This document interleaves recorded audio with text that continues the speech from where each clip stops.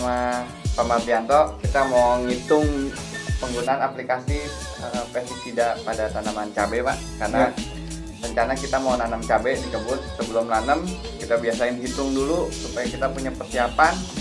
Sebelum nanam ini udah punya stok racunnya apa aja nih yang harus ada di minggu pertama, minggu kedua sampai nanti panen. Jadi kebetulan kebun kita kan jauh dari lokasi toko pertanian, Pak.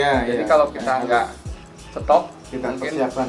Iya, bukan karena banyak duit atau gimana gitu kan, tapi memang nanam cabai itu harus siap amunisi ya, Pak. Betul. Karena kegagalan produksi pada tanaman itu disebabkan terlambatnya nyemprot atau aplikasi salah satunya racun pada penyakit ataupun hama tanaman. Betul. Sekarang Pak, kita intermezzo dulu Pak. Ini kan mau nanam itu berarti rencana sekarang persiapan lahan September, Oktober Pak ya. Nanti kita penanaman itu bisa dibilang 0 HST-nya di bulan Oktober. Iya. Kalau dilihat dari musim BMKG itu kan katanya musim basah Pak. Udah masuk hujan ya. Tadi sore aja nih masih bulan September awal udah masuk hujan. Tadi pagi juga gerimis ya. Artinya mungkin ada akan masuk musim hujan ya. Nah berarti sama aja kita mungkin akan bikin list racun bahan aktif Pak ya. Racun bahan aktif yang akan kita gunakan di saat tanam cabai pada musim basah Pak ya. Iya. Musim basah. Nah Pak, sebelumnya Pak, tanam cabai pada musim basah itu kegagalan dari faktor serangannya lebih banyak ke hama atau ke penyakit Pak? Ya, tentunya 80-90% penyakit. Penyakit ya? Ya. Jamur ya? Iya, makanya ini buat penanam cabai, pekebun cabai, petani cabai, ini bulan-bulan paling mengerikan untuk bertanam. Makanya nggak heran gitu, mungkin ya sesuai nanti moga-moga akan didapatkan hasil yang baik karena memang tantangannya bukan cuma tinggi, sangat tinggi dan super tinggi. Ya. Jadi terutama untuk pengendalian penyakit. Kenapa kita sekarang mau nanam cabai? Karena pertama lahan kita yang untuk kebun buah masih bisa kita manfaatin untuk nanam sayur Pak. Betul. Yang kedua pengalaman saya tahun kemarin nanam cabai di Sukabumi, harganya bulan 11, 12, 12 biasanya harga cabai lumayan bagus Pak. Karena faktornya tadi ya, kurangnya populasi tanaman. Ya banyak yang gagal panen. Iya, karena gagal panen itu. Ada tanam gagal panen karena gagalnya itu dari mulai 50% sampai 100% tuh. Iya. Kalau udah musim hujan.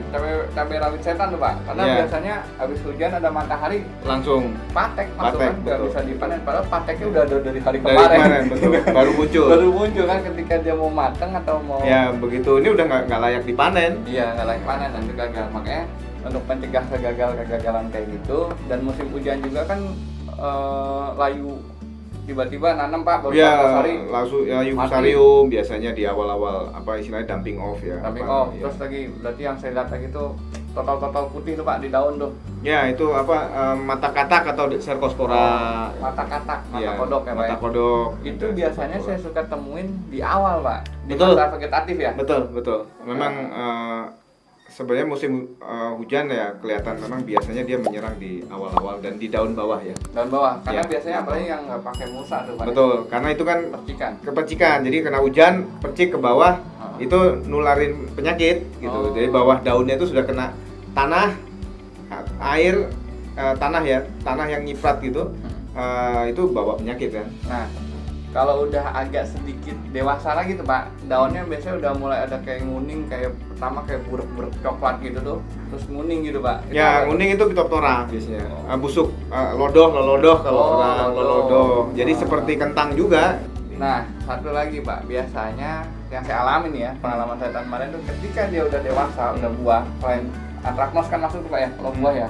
Kalau antraknos pasti teman-teman juga udah biasa Pak, biasanya bilangnya patek ya Pak. Antraknos sama patek sama? Antraknos sama patek sama ya. Ya. Jadi memang nyebut umumnya patek itu adalah antraknos. Nah, kalau pengalaman saya terakhir pun nanam cabai selain tadi 3 penyakit tadi ada satu lagi Pak. Saya nggak tahu namanya apa. Ada yang bilang Phytophthora, ada yang bilang apa. Jadi antara ranting itu dia kan nempel nih Pak antara tanaman ke tanaman.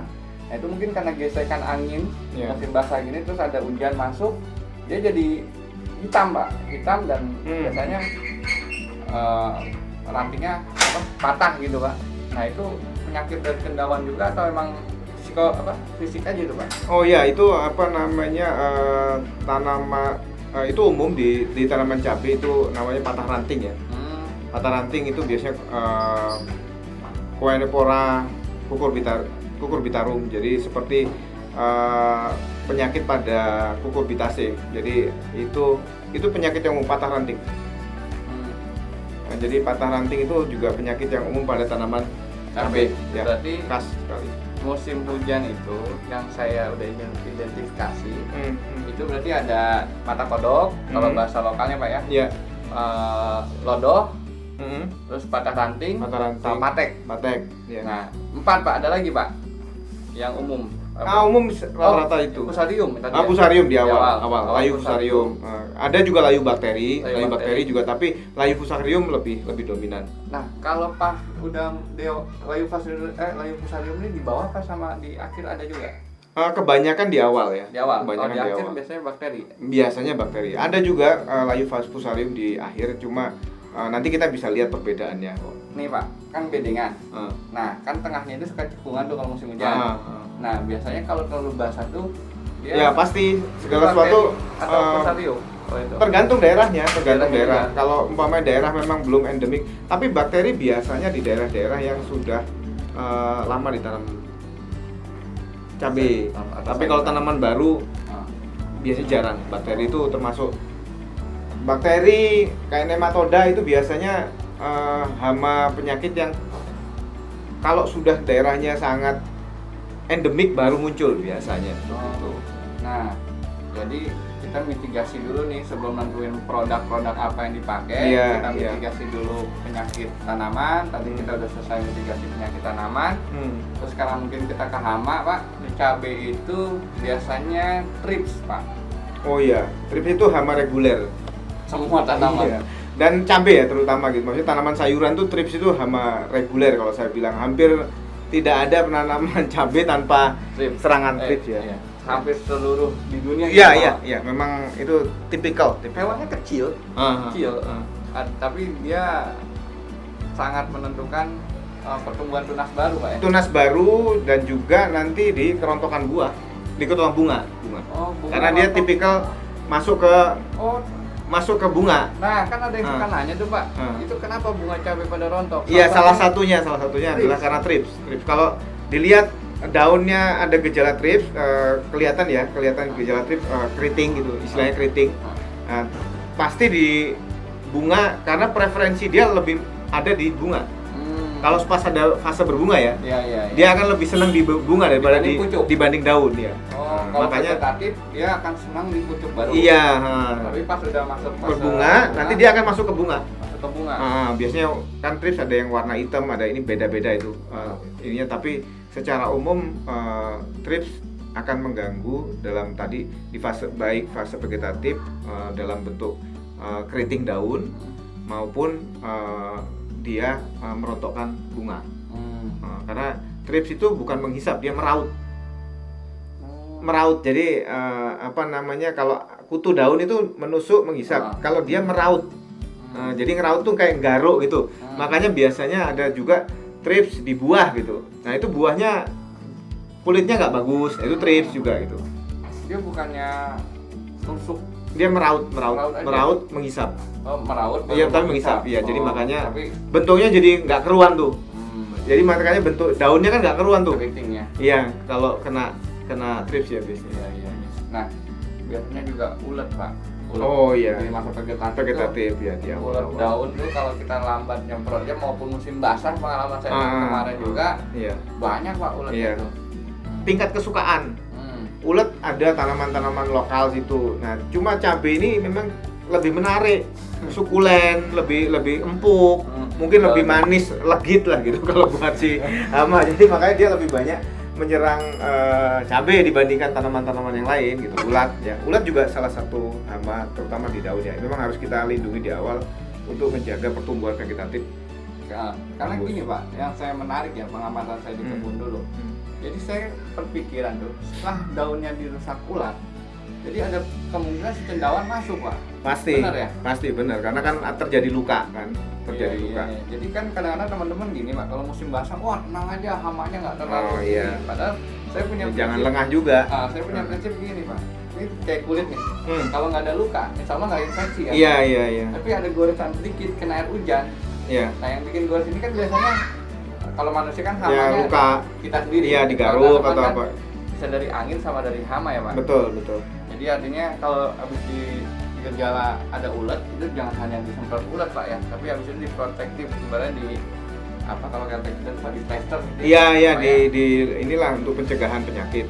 Supaya Akibat- lukanya nggak infeksi. Artinya akibat serangan sekundernya gitu. Sekundernya kan serangan penyakit kan. Nah, terakhir kalau tungau gimana, Pak, di musim basah? Tungau nggak begitu ya, nggak begitu. Enggak ya? Nggak begitu. Dan gejala dan beberapa yang menyenangkan tungau juga gini, karena beberapa insektisida untuk trips itu juga adalah akarisida. Jadi makanya tungau itu otomatis kalau kita semprot umpamanya fipronil atau apa beberapa itu dia juga punya efek. Ada ininya, terus abamectin itu juga punya efek untuk kalau kutu akarisida. gimana, Pak, di musim basah? Kutu itu harus nggak terlalu ya, hampir minor sekali. Biasanya saya ngalamin itu ada yang warna putih sama ada yang kuning-kuning itu, Pak. Iya, itu apa namanya, misus ya biasanya. Misus Misus ya? persike. Cuma di awal biasanya. Di awal, dan itu otomatis kalau kita kendalikan trips, otomatis dia akan terkendali. Kenapa? Karena levelnya trips itu lebih atas dibandingkan sama kutu daun biasanya. Kalau teman-teman saya keserang kutu, padahal dia punya obat trips. Iya, udah pakai trips Tapi aja. sebaliknya, kalau dia cuma punya obat kutu untuk trips dia Belum kurang. tentu mampu, karena Belum tentu mampu. trips levelnya lebih tinggi dibandingkan itu, lebih bandel lah. Jadi berarti udah diwakili nih. Kalau uret, Pak, dari tanah tuh gimana? Uret tentunya lihat daerahnya. Kalau umpamanya memang daerah kita itu banyak kelapa, terus banyak sampah, bahan organik yang paling bahaya. Kalau kita nambahin pupuk kandang terlalu banyak dan pupuk kandangnya kita nggak tahu asal usulnya, itu biasanya ada uret. Jadi sumber uret itu rata-rata dibawa dari luar. Karena pupuk kandang. Bukannya dia terbang ngelur di situ. Jarang sekali. Rayap gimana rayap? Daerah baru ada, karena daerah kita kebetulan kan ada pohon karet. Nah itu potensi rayapnya tinggi. Nah, kita cukup pakai yang paling inilah ya, paling umum saya pakai fipronil di awal. Iya. Kocor. Oh, di lubang tanah. Iya, kalau umpamanya mau pakai granul fipronil juga boleh. Nah, tapi tergantung mana yang paling efisien.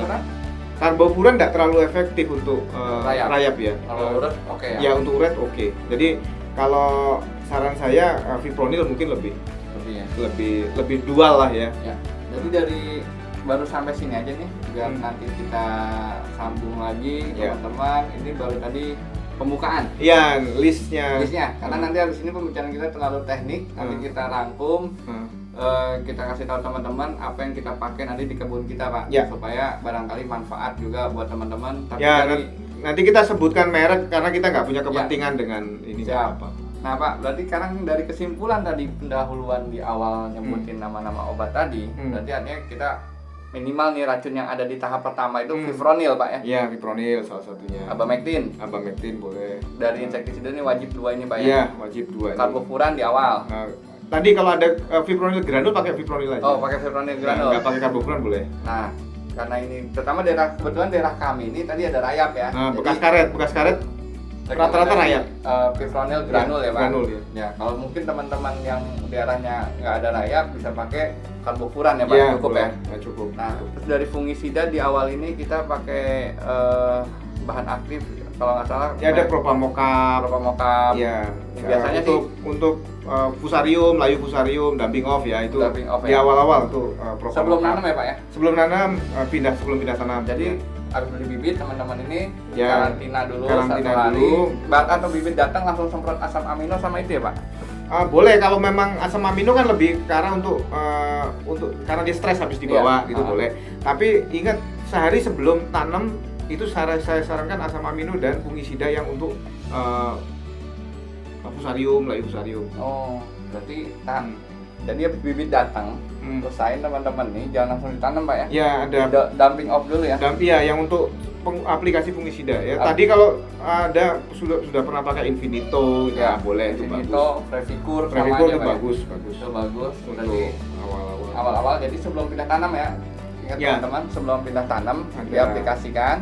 Kalau kayu fusarium, ada lithium kan ya. Jadi kalau misalnya habis beli bibit nih, kalau teman-teman beli bibit di luar, terus sampai di lokasi diaplikasikan lagi tadi bahan aktif yang tadi kita sebutin. Nah, sama amino. Ditambah lagi asam amino. Terus nanti kalau 1 hari besok sebelum nanam juga lewat 2 hari juga nggak apa-apa. Nggak apa-apa.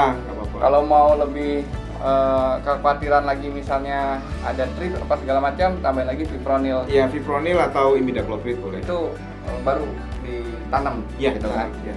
Biasanya habis dari situ 7 hari ya Pak ya?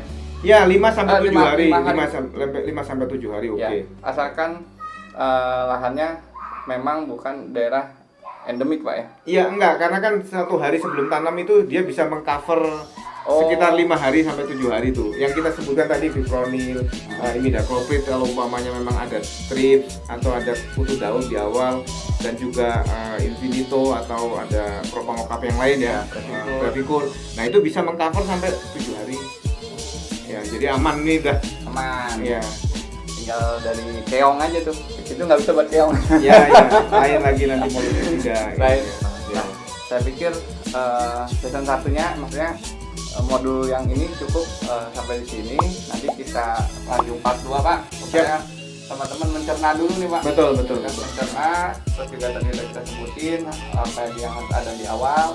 Terus nanti habis itu kita ngomong setelah tanam ya. Setelah tanam baru kita sambung lagi. Oke Pak, gitu aja Pak. Makasih. Semoga bermanfaat ya.